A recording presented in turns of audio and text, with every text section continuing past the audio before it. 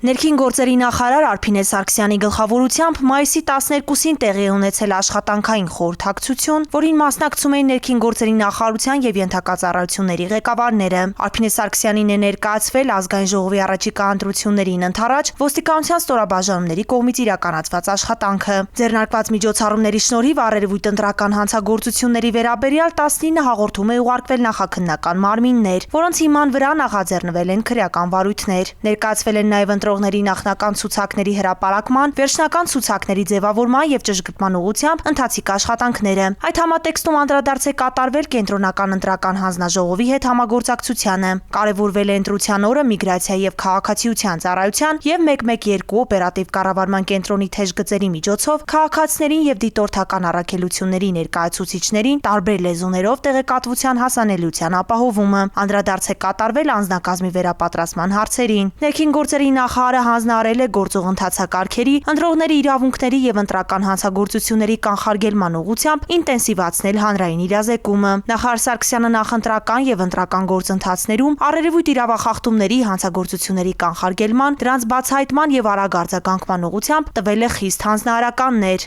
Արփինե Սարգսյանը շեշտել է, որ իրավապահ համակարգի արձագանքը պետք է լինի օպերատիվ, պրոֆեսիոնալ եւ համակարգված, ուղղված ընտրական գործընթացների պատշաճ ապահովմանը։ Ներքին գործերի նախարարության եւ ենթակա ծառայությունների ղեկավարները ներկայացրել են կոնկրետ ուղղություններով արդեն իսկ կատարված աշխատանքները։